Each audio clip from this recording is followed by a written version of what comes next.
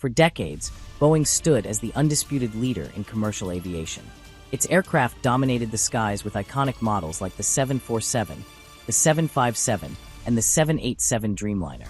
Yet, in recent years, the company has faced a steady decline, losing ground to Airbus as its own product line struggles with aging designs and high-profile crises. The 737 MAX disasters, production delays, and quality control scandals have left Boeing scrambling to restore its reputation and its market share.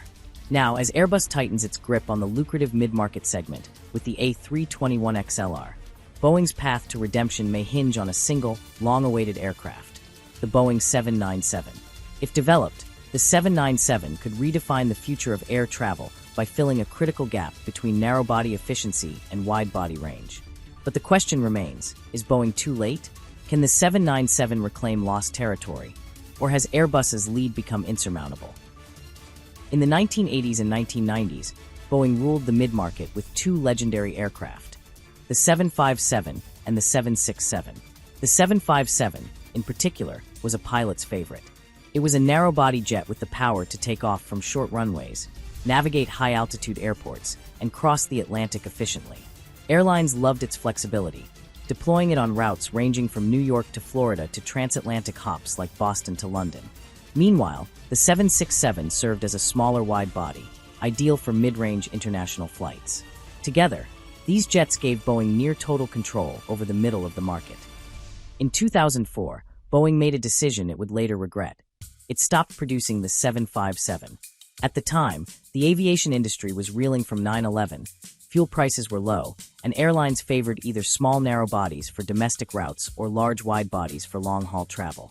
Boeing assumed the market for midsize aircraft would shrink, betting instead on the 737 for short-haul and the 787 Dreamliner for long-haul flights. But the market didn't disappear, it evolved. As fuel costs rose and airlines sought more efficient ways to serve long and thin routes, those with lower passenger demand but high profitability, they found themselves desperately needing a 757 replacement. Boeing had nothing to offer. Airbus seizes the opportunity. While Boeing hesitated, Airbus acted. In 2019, it launched the A321XLR, an ultra-long-range version of its A321neo. With a range of 4,700 nautical miles, the XLR could fly routes like Dublin to New York, Madrid to Boston, and even Melbourne to Tokyo, all while operating at 30% lower costs than a wide body. Airlines rushed to order it. Today, the A321XLR has over 500 firm orders from carriers like United, American, JetBlue, Qantas, and Wizz Air. For Boeing, the implications were clear. Airbus now owns the mid-market. By the mid-2010s, Boeing realized its mistake. Airlines were begging for a 757 and 767 successor, and Airbus was capitalizing on the gap. Thus, the new midsize airplane, later dubbed the 797, was born. The concept was simple, a twin-aisle jet with narrow-body economics. Boeing envisioned two variants. The first would be the 7976, seating 225 passengers with a 5,000-plus nautical mile range. The second would be the larger 7977, accommodating 275 passengers over 4,500 nautical miles. This would allow airlines to operate long-haul routes with fewer passengers profitably, something neither the 737 MAX nor the 787 could do efficiently. Airlines want the 797 for several key reasons. First, it would serve as a replacement for aging 757s and 767s. Carriers like Delta still operate 757s well past their intended lifespans because no modern equivalent exists. Second, it would offer lower operating costs. The 797's composite airframe and advanced engines would make it 40% cheaper per trip than a wide body. Third, it would open new route opportunities. Airlines could profitably serve secondary long-haul markets like Pittsburgh to Manchester, Austin to London, that don't justify a 787. Finally, its twin-aisle design could make it an ideal freighter, though Boeing has yet to confirm this. The 797 could incorporate several cutting-edge technologies. Next-gen engine options include CFM's Rise open-rotor design, which is 20% more efficient, GE's advanced turbofans, or Rolls-Royce's UltraFan. And borrowing from the 787, the 797 would use a composite fuselage, making it lighter, stronger, and more fuel-efficient.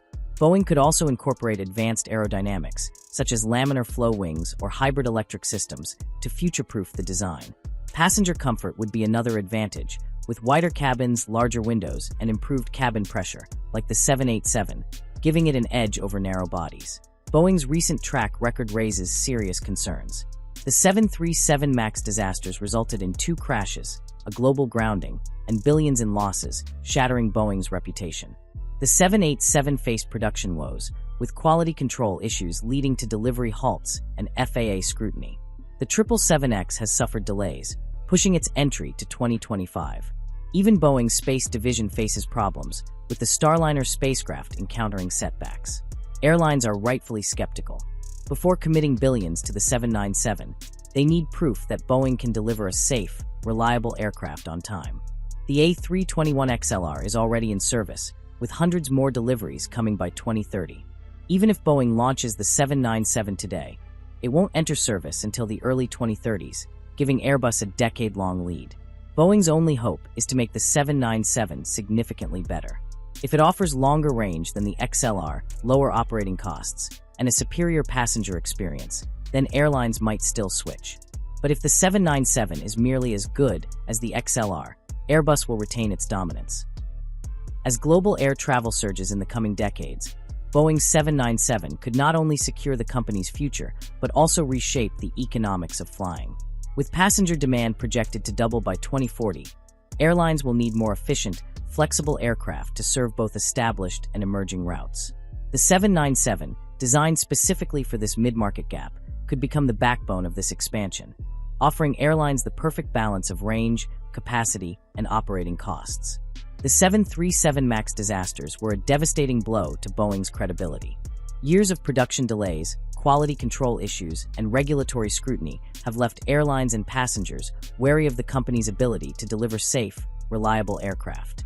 The 797 presents Boeing with a critical opportunity to reset its image.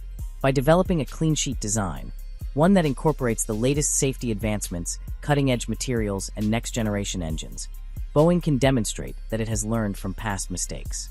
A successful 797 program would prove that the company can still innovate without compromising on reliability. More importantly, it would reassure airlines that Boeing is capable of delivering a game-changing aircraft on time and without the controversies that plagued the 737 MAX. If Boeing delivers the 797 as promised, it could ignite a fierce battle with Airbus for dominance in the mid-market segment.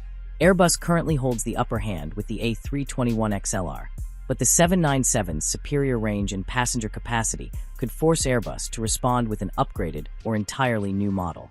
This competition would benefit airlines and travelers alike. Airlines would gain more options, leading to better pricing and leasing terms. Passengers would enjoy improved cabin comfort, more direct routes, and potentially lower ticket prices as carriers compete for market share.